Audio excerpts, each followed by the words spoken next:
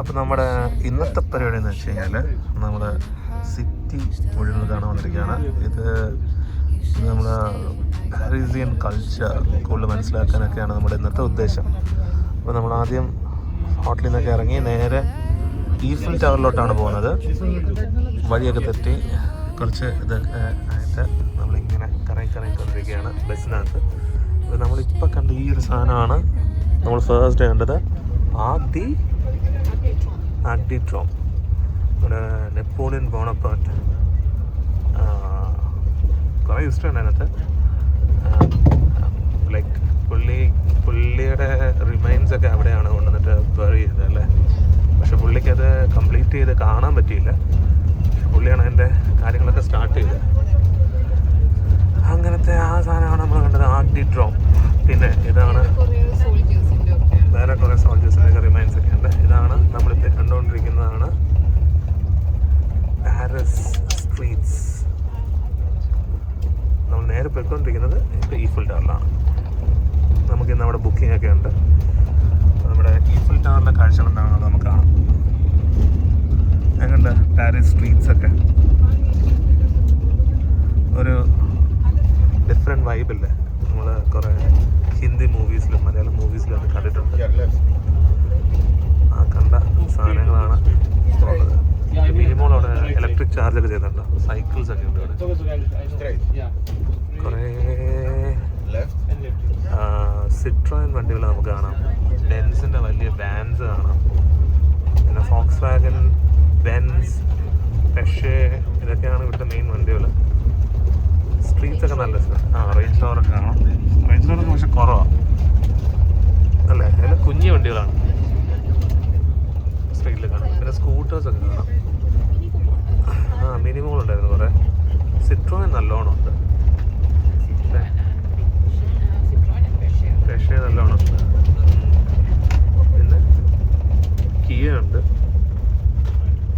Streets ഉണ്ട്.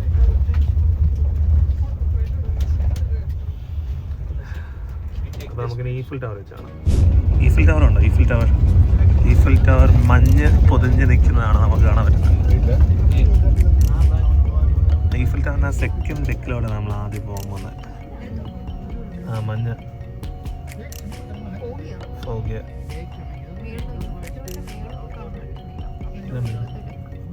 ഇതിന് മേലൊരു ഡെക്കുണ്ട്, പക്ഷെ നമുക്ക് അങ്ങോട്ട് എൻട്രി ഇല്ല. ഇത് 330 മീറ്റേഴ്സാണ് ഇതിൻ്റെ ഹൈറ്റ്. 1880s ഒരു വേൾഡ് ഫെയർ ഇവിടെ നടന്നു. അതായത് ഫ്രഞ്ച് റെവല്യൂഷൻ കഴിഞ്ഞ് 100 വർഷം സെലിബ്രേറ്റ് ചെയ്യുന്നതിൻ്റെ ഭാഗമായിട്ട് ഇവിടെ ഒരു വേൾഡ് ഫെയർ നടന്നു. ആ വേൾഡ് ഫെയറിന് വേണ്ടിയിട്ടൊരു അട്രാക്ഷൻ എന്നുള്ള രീതിയിലാണ് ഈ ഒരു ഈഫിൽ ടവർ പണിത്. അടിപൊളി. And 2 days back we were there on the right side on the Trocadero Square with the photos. So right in front of us we can see the level 1, which is Naveen bhai കാര്യങ്ങളൊക്കെ പറഞ്ഞിരുന്നു. And the gallery. Okay. And just straight after this Eiffel Tower you can see one small building that is called École Militaire or the military school. So the first French emperor Napoleon Bonaparte, he was the student of this École Militaire. Napoleon Bonaparte student ആയിരുന്നു. Okay, നല്ല തണുപ്പുണ്ട്. ഞങ്ങൾ ഇപ്പോൾ ഉള്ളതെന്ന് പറഞ്ഞു കഴിഞ്ഞാൽ നമ്മളുടെ ഈഫിൽ ടവറിൻ്റെ തൊട്ട് താഴെയാണ്. ഏണ്ടേ അടിപൊളിയല്ലേ? ഏണ്ടേ ഈഫിൽ ടവർ? ഈഫിൽ ടവർ കണ്ടിട്ട് എങ്ങനെയുണ്ട്? ഇഷ്ടപ്പെട്ടോ? എന്താ ഈഫിൽ ടവർ കണ്ടിട്ട് പറയാനുള്ളത്?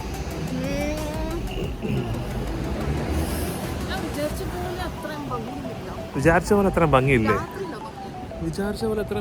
ഗൈസ് ഇതിന് നിങ്ങൾ നോക്കിട്ട് പറ. കമ്പി കൊണ്ട് അത് പണിതേക്കുന്നത് അത് കൊള്ളാം. നല്ലൊരു അടിപൊളി ഹിസ്റ്ററി പറയുന്നൊരു സ്ഥലമല്ലേ. അപ്പം നമ്മളതിനെ അങ്ങനെ വേണ്ട കാണാൻ. ഈഫിൽ ടവറിന് അടുത്തോട്ട് നമുക്ക് നടക്കാം. ഈ ഈഫിൽ ടവറിൽ യഥാർത്ഥത്തിൽ 3 ഡെക്കുണ്ട്.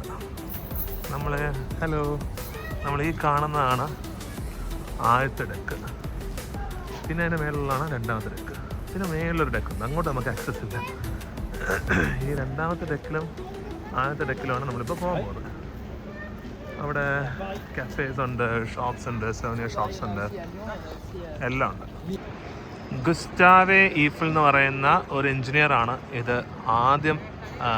ഇതാദ്യമല്ല ഇത് ഡിസൈൻ ചെയ്തത്. അപ്പോൾ അദ്ദേഹത്തിൻ്റെ പേരിലാണ് ഈ ടവർ ഇന്ന് നിലനിൽക്കുന്നത്. ഇന്ന് ഇതിന് ഏകദേശം 140 വർഷം പഴക്കമുണ്ട്. എക്സാക്ട്ലി പറയുകയാണെങ്കിൽ 136 വർഷം പഴക്കം. 136 ഇയേഴ്സ് ആണ് ഇതിൻ്റെ പഴക്കം. 1889 ഇത് കമ്മീഷൻ ചെയ്തത് വേൾഡ് ഫെയറിൻ്റെ ഭാഗമായിട്ട്. ഇതിനകത്ത് ഏറ്റവും വലിയ കോമഡി എന്ന് പറഞ്ഞാൽ ഇത് 20 വർഷത്തേക്ക് വേണ്ടി മാത്രമാണ് ഇത് ആദ്യം പണിത്.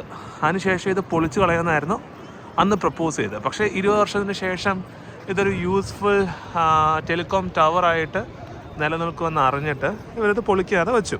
പിന്നെ അതിനുശേഷം പബ്ലിക് ഒപ്പീനിയൻ മാറി, ഇത് പൊളിക്കരുതെന്നായി.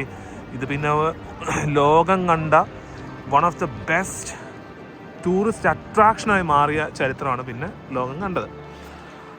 ഇന്ന് ഇത് ഫ്രഞ്ച് എക്കോണമിയുടെ ഒരു നെടുന്തൂണായിട്ട് തന്നെ നിൽക്കുന്നു എന്ന് വേണമെങ്കിൽ പറയാം. കാരണം ഈ ഫ്രഞ്ച് ടൂറിസത്തിൻ്റെ ഒരു വൺ ഓഫ് ദ മേജർ അല്ലെങ്കിൽ ഏറ്റവും മേജർ അട്രാക്ഷൻ ഈ ഒരു ഈഫിൾ ടവറാണ്. ആ ഈഫിൾ ടവറിൻ്റെ താഴത്തു നിന്നാണ് നമ്മളിപ്പോൾ വീഡിയോ എടുക്കുന്നത്. നമ്മളിപ്പോൾ ഈ വീഡിയോസൊക്കെ കണ്ടുകൊണ്ടിരിക്കുന്നത്. അടിപൊളിയല്ലേ? നമുക്ക് മേലത്തെ കാഴ്ചകളോടെ കാണാം. ഇത് ഈഫിൾ ടവറിൻ്റെ വൺ ഓഫ് ദ പില്ലറാണ് കേട്ടോ. ഇതുപോലത്തെ 4 പില്ലറിലാണ് ഈ സംഭവം നിൽക്കുന്നത്. അപ്പോൾ ഇതൊരു 140 ഇയേഴ്സിന് മുന്നേ പണിത ഈഫിൾ ടവറിൻ്റെ ഒരു പില്ലറാണ് നമ്മളിപ്പോൾ കാണുന്നത്. ഈ പില്ലറിനകത്ത് കഫേസും 4 പില്ലറുണ്ടല്ലോ, ഈ പല പില്ലേഴ്സിനകത്ത് കഫേസും ഷോപ്സൊക്കെ നമുക്ക് കാണാം. സോനിയർ ഷോപ്സൊക്കെ കാണാം.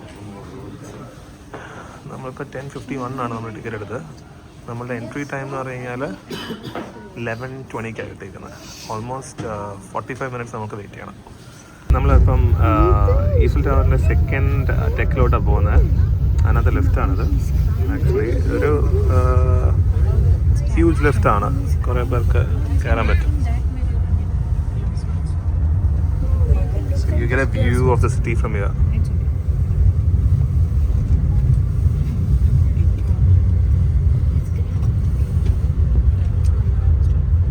1889 പണിത് ഗുസ്റ്റാവെ ഈഫിൾ പണിത് അല്ലെങ്കിൽ ഡിസൈൻ ചെയ്ത ഈഫിൾ ടവർ.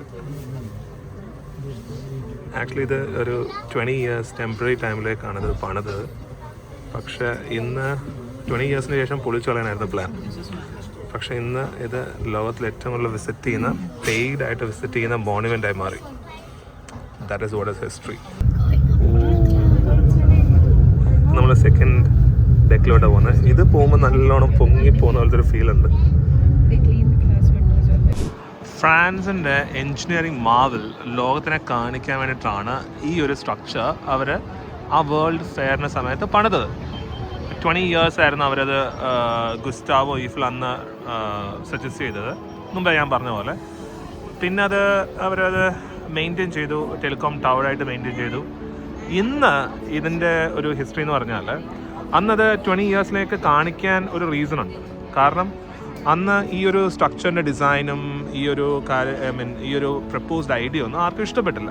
അപ്പോൾ അതുകൊണ്ട് പുള്ളി തന്നെ പ്രപ്പോസ് ചെയ്ത് നമുക്കിതൊരു 20 ഇയേഴ്സിനൊക്കെ വെച്ചിട്ട് എനിക്ക് ചിലവായ കാശ് ഞാൻ റിക്കവർ ചെയ്ത് കഴിഞ്ഞാൽ നമുക്കിത് പൊളിക്കാം എന്നുള്ളതായിരുന്നു പുള്ളിയുടെ കോൺട്രാക്റ്റ്.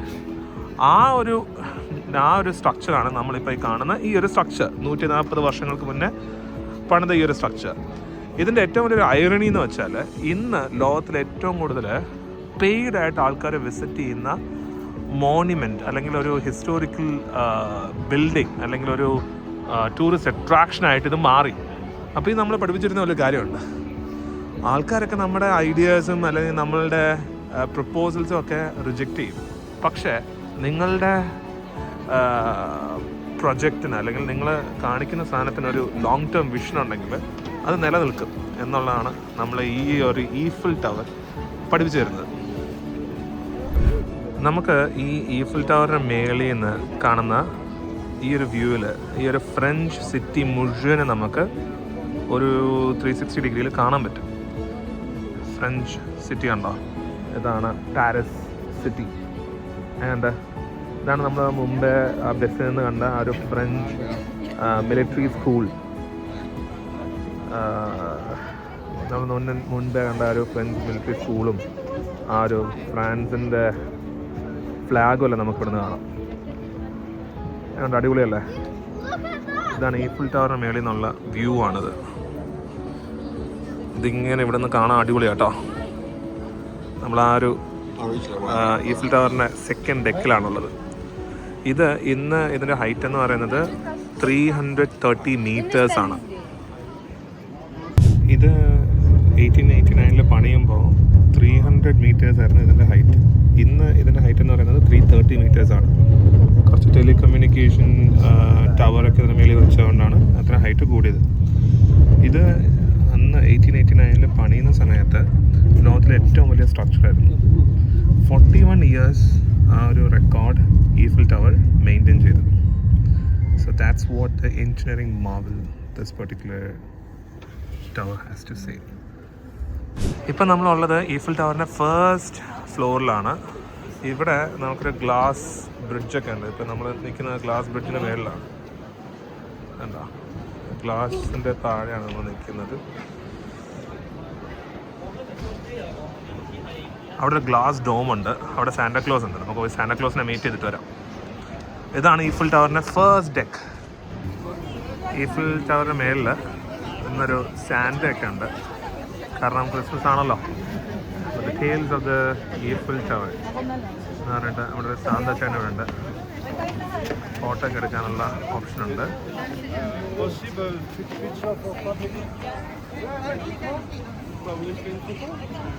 ഇതുണ്ട് ഗ്ലാസ് സ്റ്റോൺ. ഇതെല്ലാം ഈഫിൽ ടവറിൻ്റെ ഫസ്റ്റ് ഫ്ലോറിൽ ആണ് നമ്മൾ കാണുന്നത്. അടിപൊളിയല്ലേ? Christmas vibes everywhere. ഇതാണോ ഹണി ഈഫിൽ ടവറിൻ്റെ ഷേപ്പിലൊക്കെ ആക്കി നിർത്തിയേക്കുന്നതാണ്. ഇവിടുത്തെ മെനു ഉണ്ടോ? എല്ലാത്തിനകത്തും ലിക്കറുണ്ട്. വിത്തൗട്ട് ആൽക്കഹോൾ ഉണ്ട്, വിത്ത് ആൽക്കഹോൾ ഉണ്ട്. വൈറ്റ് റം, ഗ്രോക്ക്, പ്യോറെ, ജിൻ മെറി, റം ബ്ലാങ്ക്. ഇതൊന്നും കറക്റ്റ് അല്ലായിരിക്കത്തില്ല. നിങ്ങളതൊക്കെ വായിച്ചൊക്കെ എടുത്തങ്ങ് മനസ്സിലാക്കിയോ. പക്ഷെ എന്തായാലും സംഭവം അടിപൊളിയാണ്. കോഫിക്കകത്തോട്ട് ആൽക്കഹോളൊക്കെ ഒഴിച്ച് ഉള്ളൊരു സെറ്റപ്പാണ്. ഇവിടെ ക്രോസോണൊക്കെ ഉണ്ട്.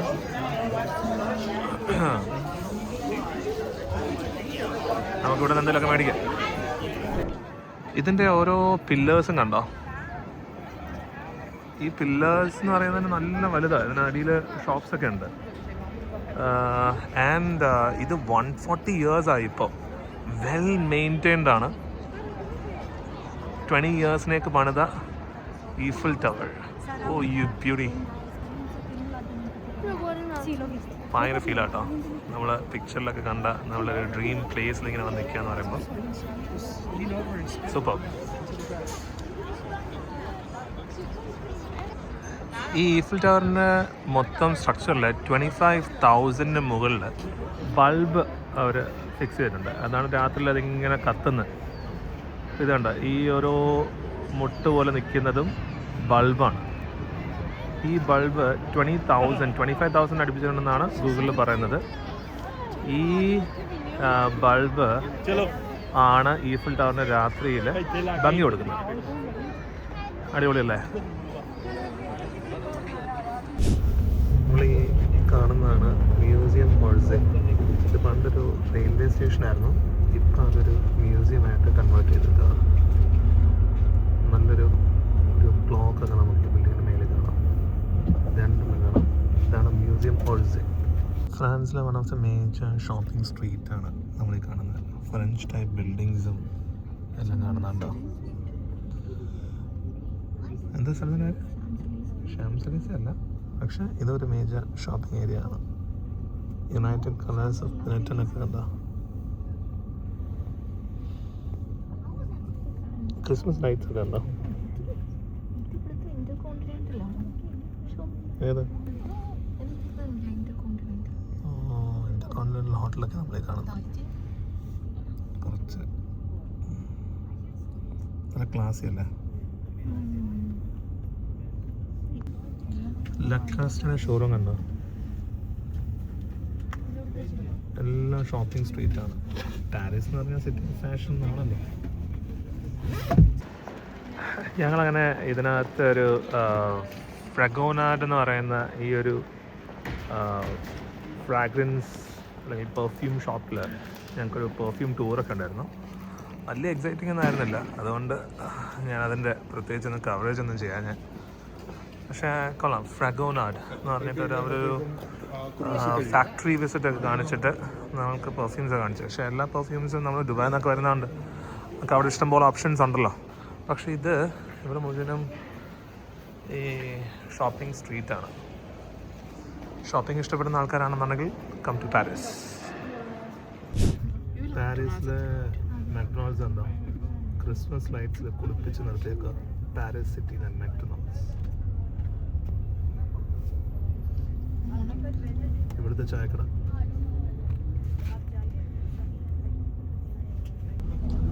നമ്മൾ ഈ കാണുന്നത് ഒരു റോമൻ ചേർച്ച് കേട്ടോ. ഇതിൻ്റെ പേര് ഇതൊരു പേരുള്ളൊരു ചേർച്ച്, പേര് മറന്നായി. റോമൻ ചേർച്ചാണ്, അതുകൊണ്ടാണ് Roman architecture. Pre wedding, post wedding ഫോട്ടോഷൂട്ടിനൊക്കെ ഇത് ഭയങ്കര ഫേമസ് ആണ്. ഇതിന്റെ പേര് Madeleine church. You can see the front columns have been polished recently. This was because of the Olympics last year. Polish ചെയ്ത് വെച്ചേക്കാം. Only the frontal part they managed to clean, then they ran out of budget maybe. Back side ഒന്നും clean ചെയ്തില്ല. Madeleine church, Roman architecture. Same thing happens അടിപൊളിയല്ലേ? in UK. ഒളിമ്പിക്സിനൊക്കെ വേണ്ടിയിട്ട് polish ചെയ്ത് കുട്ടപ്പനാക്കി വെച്ചാൽ ഒരു സൈഡ് മാത്രം, അപ്പുറ സൈഡ് പറ്റിച്ച്. ഇതിൻ്റെ ഫ്രണ്ട് വശം ആട്ടോ ഇത്. ഫ്രണ്ട് വശത്ത് വന്നപ്പോഴേ നല്ല എടുപ്പുണ്ട്.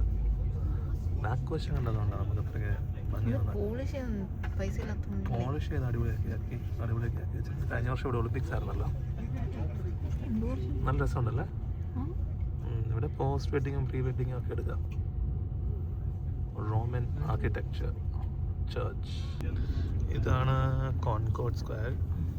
ഇത് ഈജിപ്ഷ്യൻ കിങ് ഗിഫ്റ്റ് ചെയ്തതാണ്.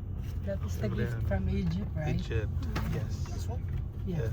Gift from Egypt. ഇത് ഇവിടെയാണ് No, that one. King Louis 16 അദ്ദേഹത്തിൻ്റെ വൈഫിനെയൊക്കെ And the gift. ഇവിടുത്തെ ഫ്രഞ്ച് റെവല്യൂഷൻ സമയത്ത് എക്സിക്യൂട്ട് ചെയ്തത്. ഭയങ്കര ഹിസ്റ്ററി ഒക്കെ ഉള്ള സ്ഥലമാണ്. 1790s കിങ്ങിനെ അവരിവിടെ കൊന്നുകളഞ്ഞത്. ഇന്നലെ രാത്രി നമ്മൾ കണ്ട ഷാൻസെലീസെ സ്ട്രീറ്റാണിത്. ഫ്രാൻസിലെ ഏറ്റവും ഇമ്പോർട്ടൻ്റ് ആയ സ്ട്രീറ്റാണ്. ഇവിടെ എന്ത് ഇമ്പോർട്ടൻറ്റ് സാധനങ്ങളുണ്ടെങ്കിലും അതിൻ്റെ പരേഡൊക്കെ നടക്കുന്ന ഈ ഒരു സ്ട്രീറ്റിലാണ്. Like Olympics or FIFA or whatsoever. Champs Elysees ഇവിടുത്തെ ഏറ്റവും പോഷ് ഷോപ്പിംഗ് സ്ട്രീറ്റാണ്. ഓൾമോസ്റ്റ് 2 കിലോമീറ്റർ സ്ട്രെച്ചിലാണ് ഈ സ്ട്രീറ്റ് കിടക്കുന്നത്. ഇങ്ങനെ കിടക്കുകയാണ്. ഈ കാണുന്നതാണ് ഗ്രാൻഡ് പാലസ്. അതും വേൾഡ് എക്സിബിഷൻ 1880s പണിതാണ്. അതിൻ്റെ പാർട്ടായിട്ട് the palace. You know, see the Louis Vuitton store on the left hand side. Louis വിറ്റോന്റെ സ്റ്റോറാണ് അവിടെ കാണുന്നത്. ക്യൂ ഉണ്ടോ? In the morning time, daytime, evening time, it's always like this. Queue ഉണ്ട് കയറാൻ This is the Louis Vuitton hotel. Louis Vuitton ഹോട്ടലാണ് നമ്മൾ കാണുന്നത്. ഇതിപ്പോൾ still Once you finish the cruise, if anybody wants to get down here, you can get down here. Okay, we can drop you. ആ കാണുന്ന എല്ലാം serious You will pass through our window to ഷോപ്പിന് the hotel. വന്നേക്കുന്നതല്ല. ഇത് Louis വിറ്റോന്റെ ഹോട്ടലാണ്. 5-star ഹോട്ടലാണത്. I mean most luxurious hotel of Louis Vuitton. ഒരു ബാഗിൻ്റെ ഷേപ്പിൽ, അവരുടെ ഫേമസ് ബാഗ് ഉണ്ടല്ലോ, ആ ഷേപ്പിലാണ് അവർ പണിതേക്കുന്നതല്ല പണിതുകൊണ്ടിരിക്കുന്നത്. എന്തായിരിക്കും എന്നാൽ ലൂയി വിറ്റോൺ എന്ന് പറയുമ്പോൾ തന്നെ ഭയങ്കര ലക്ഷറിയസ് ആയിരിക്കും. അപ്പോൾ അവരുടെ ഹോട്ടൽ എന്തായിരിക്കും? Also, wherever you find place, occupy yourself. എല്ലാവരും shopping. Once we are done with the food, items are quickly click some shopping photos shops. of the Arc de Triomphe. Shopping. Okay, this will be a photo stop also for us, same place. Swarovski.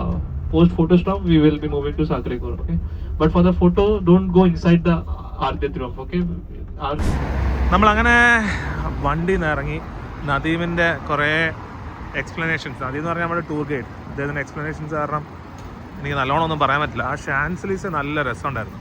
ക്രിസ്ത്യൻ്റെ അങ്ങനെയുള്ള എല്ലാ സംഭവങ്ങളും നമുക്ക് കാണാൻ പറ്റും. ഇവിടെ തൊട്ടപ്പുറത്ത് തന്നെ ഇതുണ്ട്, എന്താണ് ആർക്കിട്രോം. ഇതിനപ്പുറത്താണ് ഷാൻസലീസ്. നമ്മളിപ്പുറത്ത് വേറൊരു സ്ട്രീറ്റിലാണ്, ഫുഡ് സ്ട്രീറ്റ്. ഇവിടെ എല്ലാ ഫുഡ് സ്പോട്ട്സും ഉണ്ട്. നമ്മളിവിടെ പോകുന്നത് ഭക്ഷണം കഴിക്കാൻ. ആർക്കിട്രോം കണ്ടോ? നമ്മൾ ഇന്നലെ കണ്ടായിരുന്നല്ലോ, അല്ല ഞാൻ കണ്ടല്ലേ രാത്രിയിൽ. അത് തന്നെ അതിനപ്പുറത്ത് ഷാൻസലീസിനെ കാണാം. നമ്മൾ ഈ റെസ്റ്റോറൻറ്റിലാണ് ഇന്ന് ലഞ്ച് കഴിക്കാൻ പോകുന്നത്, മോണ്ടെ കാർലോ. സോ ഇതാണ് നമ്മുടെ ലഞ്ച്. നമുക്ക് ബുഫേ ആണ്, നമുക്ക് ഇഷ്ടമുള്ളത് ചൂസ് ചെയ്യാം. പക്ഷേ ലിമിറ്റഡ് ബുഫേ ആണ്. നമുക്ക് എന്താണോ ചൂസ് ചെയ്യുന്നത് അതെടുത്ത് സീറ്റിൽ പോയിരുന്ന് കഴിച്ചോണം. അതാണ് സംഭവം. സാൽമൺ ഉണ്ട്, ചിക്കൻ ഉണ്ട്, ടർക്കി ഉണ്ട്, ബീഫ് ഉണ്ട്, കുറേ ഓപ്ഷൻസ് ഉണ്ട്. ഞാൻ ഒരു സാലഡ് എടുത്തു, ഒരു കാരമലൈസ്ഡ് ബനാന ഡെസേർട്ട് എടുത്തു, വൈൻ എടുത്തു. ഞങ്ങൾ അങ്ങനെ സാലഡ്, ഒരു കാരമലൈസ്ഡ് ബനാന ഡെസേർട്ട്, പിന്നെ ഞാനെടുത്ത beef fries and carrots with some gravy, പിന്നെ വിത്ത് വൈൻ. പാറുവാണെങ്കിൽ സ്റ്റീക്ക് എടുത്തു, പിന്നെ fries and things and all. വിവേകം കുറച്ച് ഐറ്റംസ് ഒക്കെ എടുത്തിട്ടുണ്ട്, ഗായത്രിയും കുറച്ച് ഐറ്റംസ് ഒക്കെ എടുത്തു. All set. ഞാൻ കുറച്ച് വൈനും എടുത്തു, ഒരു അപ്പറ്റൈസറായിട്ട് വൈനും എടുത്തു.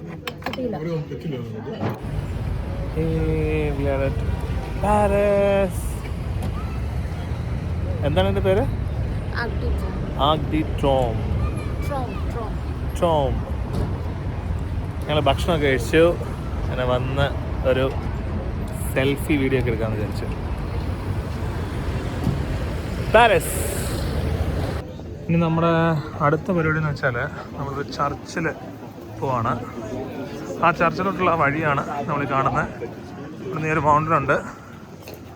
ആ മൗണ്ടനിൽ നിന്ന് നമ്മൾ മേലെ കയറി ആ ചർച്ച് പോയി കണ്ടിട്ട് നമ്മൾ തിരിച്ചു വരും. അപ്പം അങ്ങോട്ട് പോകുന്ന വഴിക്കുള്ള സ്ട്രീറ്റാണിത്. ഈ സ്ട്രീറ്റിൽ കുറേ സൗനിയേഴ്സും ഷോപ്പൊക്കെ ചെയ്യാനുള്ള ഓപ്പർച്യൂണിറ്റീസ് ഉണ്ട്. നമ്മൾ നേരെ പോകുന്ന ആ ചേർച്ചിലോട്ടാണ്, ആ കുന്നിന് മേലുള്ള ചേർച്ചിലോട്ട്. ഓക്കെ, ഇതാണ് നമ്മളുടെ ആ ചേർച്ച്. ഒരു കുന്നിനെ കണ്ടിരിക്കുക. അവിടെ നല്ല വ്യൂ ആണ്. ഇവിടുന്ന് നമുക്കൊരു കാർഡൊക്കെ റീചാർജ് ചെയ്ത് തരും. പിന്നെ നമുക്ക് ആ കാർഡ് ഉപയോഗിച്ച് മേലോട്ട് പോവാം. പിന്നെ ആ കാർഡ് ഉപയോഗിച്ച് തന്നെ താഴോട്ടും വരാം. അപ്പം നടക്കണ്ട. നമ്മൾ ഈ ഒരു ബെഞ്ചിലാണ് മേലോട്ട് പോകുന്നത്. നമുക്ക് നടക്കണ്ട. നമ്മുടെ ബെഞ്ചെത്തി.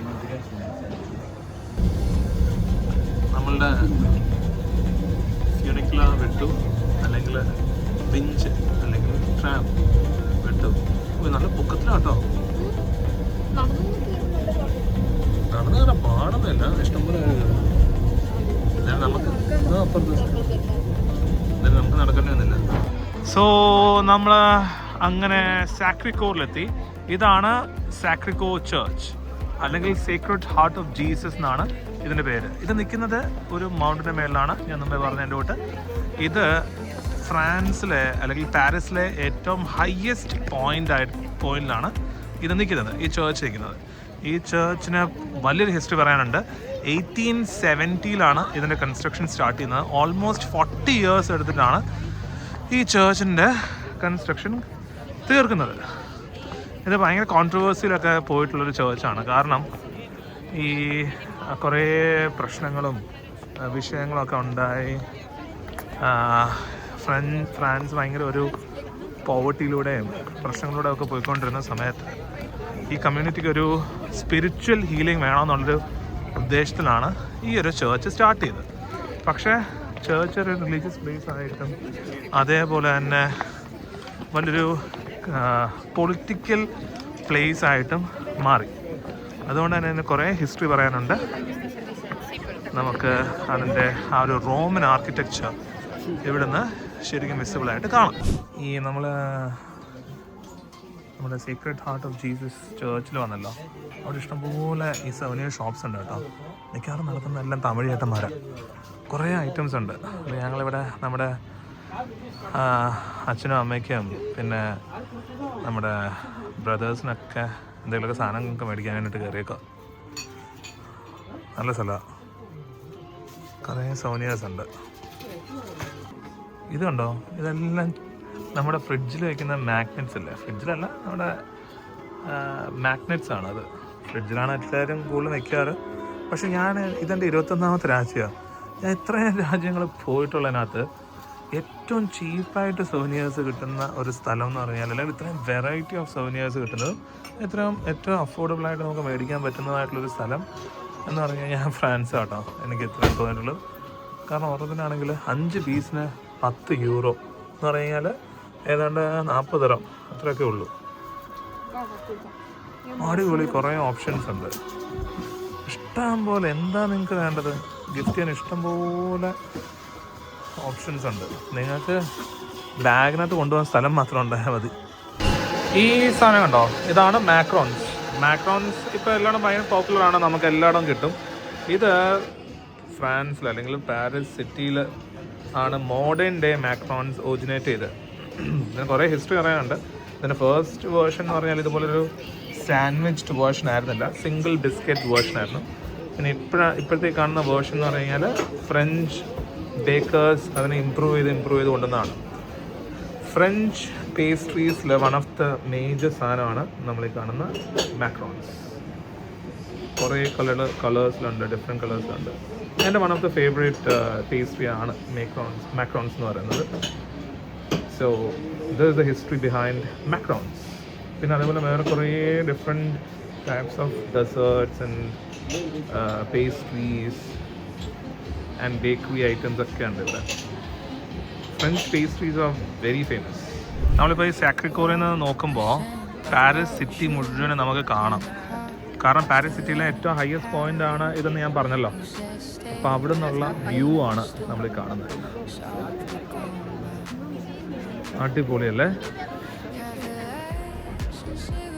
നമ്മുടെ ഈ ഫ്ലൂട്ടിനെ കണ്ടോ, അങ്ങ് ദൂരെ കാണാം ഈ സൈഡിൽ ഈ ഫ്ലൂട്ട്. ഇവിടെ നിന്ന് ഇങ്ങനെ നമ്മുടെ ആ പാരീസ് സിറ്റി, ലോകത്തിലെ 2nd largest city after London.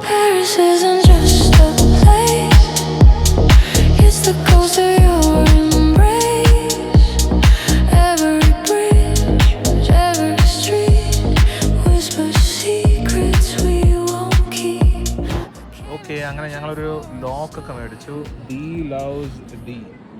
ദേവി ലവ്സ് ദക്ഷ. ഞാൻ പെട്ട് കഴിച്ചു, എന്നെ ലോക്ക് ചെയ്തു. ലോക്ക്ഡ്. അങ്ങനെ പാരീസിലെ ഏത് ചർച്ചാണ്? സാക്രിക്കോർ ചേർച്ചിൽ എന്നെ ലോക്ക് ചെയ്തു ഗൈസ്. ഈ ലോക്കിലാണ് ഇപ്പം ഞാൻ ജീവിക്കുന്നത്. എന്നെ ലോക്ക് ചെയ്താണ്. എൻ്റെ കീ ആണിത്. ഇനി ഇത് എവിടെ ഒഴുക്കി കളയാന്നാണ് പറഞ്ഞത്.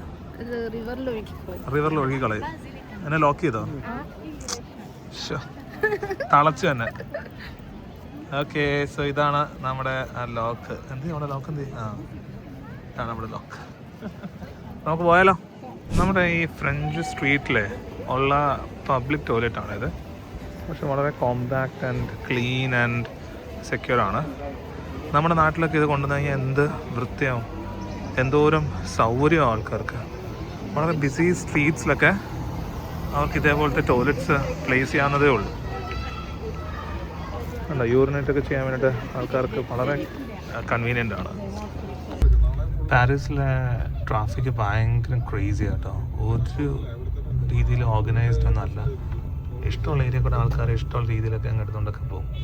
ഇതുകൊണ്ട് മെയിൻ റോഡിലൊക്കെ ആൾക്കാർ റിവേഴ്സൊക്കെ എടുക്കും. ഭയങ്കര മെസ്സാണ്. ചാൻസ് കിട്ടിയാൽ എടുക്കും. ഭയങ്കര മെസ്സാണ്, ഫുള്ളി മെസ്സാണ്. ഇതാണ് നിങ്ങൾ ഇപ്പറൊക്കെ കാണണ്ടോ? ഒരു രക്ഷയില്ല. കടൽ പോലെ വണ്ടികളാണ്, അങ്ങോട്ടും ഇങ്ങോട്ടും ഒക്കെ പോവാം. ഇത് ഏറ്റവും രസം എന്ന് പറയുന്നത് ഈഫിൽ ടവർ തൊട്ടിപ്പുറമാണ്. അതുകൊണ്ടോ, ഇതാണ് ഈഫിൽ ടവർ. ഇവിടുത്തെ ട്രാഫിക് ഒരു രക്ഷയില്ല. ഇതുണ്ടോ, ഈ സർക്കിളിൽ ട്രാഫിക് ഉണ്ടോ? ഫുൾ മെസ്സാണ്. ഈ ഒരു റൗണ്ടിൽ തന്നെ ഞങ്ങളൊരു 20 minutes കിടന്നു. എന്തൊക്കെയോ കട്ട് ചെയ്തു. ഇനി നമ്മൾ പോകുന്ന അടുത്ത നമ്മുടെ പരിപാടി എന്ന് പറഞ്ഞാൽ റിവർ ക്രൂസ് ആണ്. River Seine cruise. അങ്ങനെ നമ്മൾ നമ്മുടെ ബോട്ട് ക്രൂസിനായിട്ട് നമ്മുടെ ബോട്ടിൽ കയറി. അപ്പോൾ നമ്മുടെ അടുത്ത പരിപാടി എന്ന് പറയുന്നത് ബോട്ട് ക്രൂസ് ആണ്. മുകളിലോട്ട് പോവാം. കുറച്ചു നേരം മേലെ പോയിരിക്കാം. ഈഫിൽ ടവറൊക്കെ കണ്ട് റിവർ സെയിനിലൂടെ ഒരു ബോട്ട് ക്രൂസ്. നമ്മൾ മേളിലത്തെ സീറ്റ് എടുക്കാൻ തീരുമാനിച്ചു. അപ്പോൾ മേളിൽ നിന്ന് നമുക്ക് കുറച്ച് വ്യൂ ഒക്കെ കിട്ടുമല്ലോ. ഒരു ഉത്സവത്തിനുള്ള ആളുണ്ട് ഇതിനകത്ത്. നമുക്ക് ഏതെങ്കിലും സീറ്റൊക്കെ പിടിച്ചിരിക്കാം. ഈഫിൽ ടവർ ഗ്ലിറ്റർ ചെയ്യുന്നുണ്ടോ? എല്ലാ മണിക്കൂറിലും 3-4 minutes ഇങ്ങനെ ഗ്ലിറ്റർ ചെയ്യും. അപ്പോൾ ഇപ്പം 7 o'clock ആയി. അപ്പോൾ അതിൻ്റെ ഗ്ലിറ്ററിങ് ആണ് നമ്മളിപ്പോൾ കാണുന്നത്. അടിപൊളിയല്ലേ? ഇത് താഴേന്ന് മേളിൽ വരെ ഇങ്ങനെ ഗ്ലിറ്റർ ചെയ്യും. ഭയങ്കര രസമാണ്. ഞാൻ രാവിലെ കാണിച്ചു തന്നില്ല ബൾബുകൾ. ആ ബൾബുകളാണ് ഏതാണ്ട് 25,000 ബൾബുകളാണ് ഈ ഈഫിൽ ടവറിന് ഇങ്ങനത്തെ ഒരു ഗോൾഡൻ കളർ കൊടുക്കുന്നത്. പിന്നെ വേറെ ഗ്ലിറ്ററിങ് ലൈറ്റ്സും ഉണ്ട്. അതാണ് ഇങ്ങനത്തെ ആ ഒരു വ്യൂ തരുന്നത്. അടിപൊളി. ഇതിങ്ങനെ ഗ്ലിറ്റർ ചെയ്യുന്നുണ്ടോ? ഈഫിൽ ടവർ ഇങ്ങനെ ഗ്ലിറ്റർ ചെയ്യുന്നുണ്ടോ? ഞങ്ങളുടെ ബാക്ക് ഡ്രോപ്പിൽ ഇങ്ങനെ ഈഫിൽ ടവർ അതിങ്ങനെ ഗ്ലിറ്റർ ചെയ്യുന്നു. Okay, so enjoying that river cruise, river സെയിനിലുള്ള cruise with Eiffel tower on the backdrop. ഇവിടെ നമ്മുടെ വിവേക് ഉണ്ട്, ഗായത്രി ഉണ്ട്. അവർ ഫോട്ടോ ഒക്കെ എടുക്കുന്നതിന് തിരക്കിലൊക്കെയാണ്. പാർക്കൊന്നുണ്ട്. അങ്ങനെ നമ്മുടെ ബോട്ട് സ്റ്റാർട്ട് ചെയ്തു. ജസ്റ്റ് അങ്ങോട്ട് എടുത്തു. റിവർ സീനിൽ കൂടെ ഉള്ള ക്രൂയിസാണ്. ബോട്ട് ഫുള്ളാട്ടോ. നല്ല ജനമുണ്ട്. നമ്മൾ മേളിലിരുന്നേ. നല്ല തണുപ്പുണ്ട്. പിന്നെ ഇതൊക്കെ ഒന്ന് എക്സ്പീരിയൻസ് ചെയ്യണമല്ലോ അല്ലേ? ആർക്കും ഇരിക്കുന്നുണ്ടോ? ഫുൾ സെറ്റപ്പ് ആയിട്ട് സ്റ്റാർട്ട് ചെയ്തേ ഉള്ളൂ. അങ്ങോട്ടുള്ള കാഴ്ചകൾ കാണിച്ചു തരാം.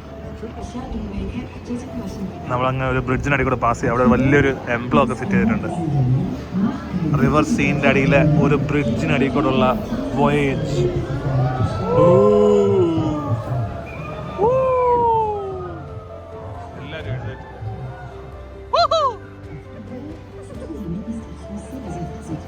നമ്മുടെ എന്തെങ്കിലും കോൺട്രിബ്യൂഷൻ ഒക്കെ വേണമല്ലോ. അതാണ് ദൂരെ കാണുന്നതാണ് ക്രിസ്മസ് മാർക്കറ്റ്. ഇതാണ് ഫ്രഞ്ച് പാർലമെന്റ്. നേരെ ഓപ്പോസിറ്റ് കോൺകോർഡ് സ്ക്വയർ. ലൂയി 16 കിങ്ങിനെ കൊന്ന സ്ഥലം. നമ്മൾ മുന്നേ റോഡിലൊക്കെ കൂടെ പോയപ്പോൾ കണ്ടില്ലേ? അത് നമുക്ക് ഒന്നുകൂടെ ബോട്ടിരുന്ന് കാണാം. പിന്നെ ഒരു ബ്രിഡ്ജിൻ്റെ അടിയിലോട്ട് പോയി കോൺട്രിബ്യൂഷൻ എന്തെങ്കിലും വേണ്ടി വരും നമുക്ക്.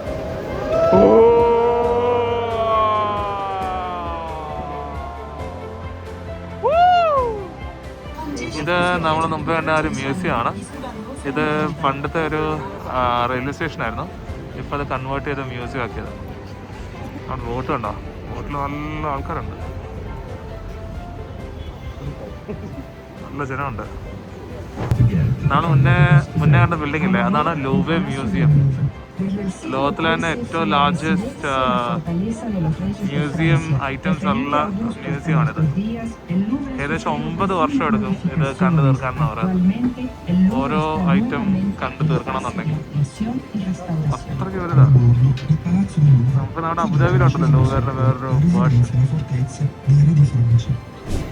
ഞങ്ങൾക്ക് മേളത്തെ തണുപ്പ് സഹിക്കാൻ പറ്റില്ല ഗൈസ്. അങ്ങനെ ഞങ്ങൾ നേരെ താഴെ വന്നൊരു സീറ്റൊക്കെ പിടിച്ചങ്ങിരുന്നു. എങ്ങനെയുണ്ട് ഇവിടെ താഴെ? ഇവിടെ ഹീറ്ററൊക്കെ ഉണ്ട്. ഇവിടെ നല്ല ആശ്വാസമുണ്ട്. മേളിൽ ഒരു രക്ഷയില്ല. ഭയങ്കര തണുപ്പെന്ന് പറഞ്ഞാൽ ഭയം തണുപ്പ്, കൊലത്തണുപ്പ്. അങ്ങനെ താഴെ വന്നൊരു സീറ്റൊക്കെ കിട്ടി. ആൾക്കാരൊക്കെ ശരിക്കും വെളിയിൽ നിന്ന് എൻജോയ് ചെയ്യാം കേട്ടോ. ഞങ്ങളും കുറച്ച് നേരം ഇരുന്നു നല്ലോണം. പക്ഷെ പറ്റുന്നില്ല. ബോറടിച്ച് ഗൈസ്, ബോറടിച്ച്. കുറേ നേരമായി. 1 hour മേളിലൊന്നും ഇതിനകത്ത് ഇരിക്കരുത്, ബോറടിക്കും. എന്താണ് പാർക്കുഞ്ഞ് പറയാനുള്ളത്? ഇഷ്ടപ്പെട്ട? ഉറക്കം വരുന്നോ? ഉറക്കം വരും. ഉറക്കം വന്നില്ലെങ്കിൽ അത്ഭുതമുള്ളൂ. നമ്മൾ കണ്ട കാര്യങ്ങൾ തന്നെ പിന്നെ കണ്ട് അങ്ങനത്തെ ഒരു ചെറിയൊരു പ്രശ്നം ഉണ്ടായി. പക്ഷെ എന്നാലും ഇതിനകത്ത് കയറിയിരുന്ന് പോകേണ്ട ഒരു സംഭവമുണ്ട്. ലണ്ടനിലെ ഊബർ ബോട്ടാണോ ഇഷ്ടപ്പെട്ടത്, അല്ലെങ്കിൽ ഈ റിവർ സെയിനിലെ ഈ ക്രൂയിസ് റൈഡാണോ ഇഷ്ടപ്പെട്ടത്? രണ്ടും ഉദ്ദേശം വരുന്നില്ല. പക്ഷെ ഊബർ ബോട്ട് കുറച്ചുകൂടെ ഫാസ്റ്റ് അല്ലേ? ഫാസ്റ്റാണ്, കുറച്ചൊരു നല്ല ഫീലൊക്കെ ഉണ്ടല്ലേ. റിവർ തെയിംസിലുള്ള ലണ്ടനിലെ ഒരു റൈഡുണ്ട്, അതും അടിപൊളിയാണ്. അപ്പോൾ നമ്മുടെ ഇന്നത്തെ പരിപാടി ഇതോടെ കഴിയുന്നതാണ് എനിക്ക് തോന്നുന്നത്. ഈഫിൽ ടവർ. സോ നമ്മളുടെ റിവർ ക്രൂയിസ് ഓൾമോസ്റ്റ് കഴിയാറായി. നമ്മളിത് കഴിഞ്ഞ് നേരെ ഹോട്ടലിലോട്ട് പോവാണ്. സോ കാണുന്നുണ്ടോ ഈഫിൽ ടവർ? എവിടെ പോയാലും എങ്ങനെ തിരിഞ്ഞാലും ഈഫിൽ ടവർ അല്ലേ? കണ്ട് മടുത്തു ഗൈസ്, ഈ ഈഫിൽ ടവർ കണ്ട് മടുത്തു. എന്താ പാർക്കുഞ്ഞിന് പറയാനുള്ളത്? പാർക്കുഞ്ഞിന് ഒന്നാമത് ഈഫിൽ ടവറെ കൊണ്ട് ഇഷ്ടപ്പെട്ടില്ല. മൊത്തത്തിൽ. അങ്ങനെ നമ്മളുടെ റിവർ ക്രൂയിസ് കഴിഞ്ഞു. ഇത് കണ്ടോ, ബോട്ടിന് പെട്രോൾ അടിക്കുന്ന സാധനം. നമ്മളുടെ കോച്ച് ഇതാണ്. നമ്മളിനി നേരെ ഹോട്ടലിലോട്ട് പോവാണ്. നമ്മളുടെ ഇന്നത്തെ പരിപാടികൾ ഓൾമോസ്റ്റ് കഴിഞ്ഞു. ഇനി എന്തെങ്കിലും ഡിന്നർ കഴിക്കണം, നേരെ ഹോട്ടലിൽ പോയി കിടന്നുറങ്ങണം. ഒന്നുകൂടെ കണ്ടോ ഈഫിൽ ടവർ? ഓക്കെ ഗായ്സ്, അങ്ങനെ ഞങ്ങൾ റൂമിലെത്തി. ഞങ്ങൾ കുറച്ച് അടുത്തുള്ള സൂപ്പർ മാർക്കറ്റിൽ നിന്ന് കുറച്ച് സാധനങ്ങളൊക്കെ ഗ്രാബ് ചെയ്തു. ബിസ്ക്കറ്റ്സ്, ഡോറിറ്റോസ്, ഓറഞ്ച്, പിന്നെ ലിൻഡർ ഗ്രാബ് ചെയ്തു. ഇന്ന് ഇത് കഴിച്ചിട്ട് കിടന്നുറങ്ങാൻ പോവാണ്. നമ്മുടെ ഡേ ഇതോടെ കഴിഞ്ഞു. Bye bye.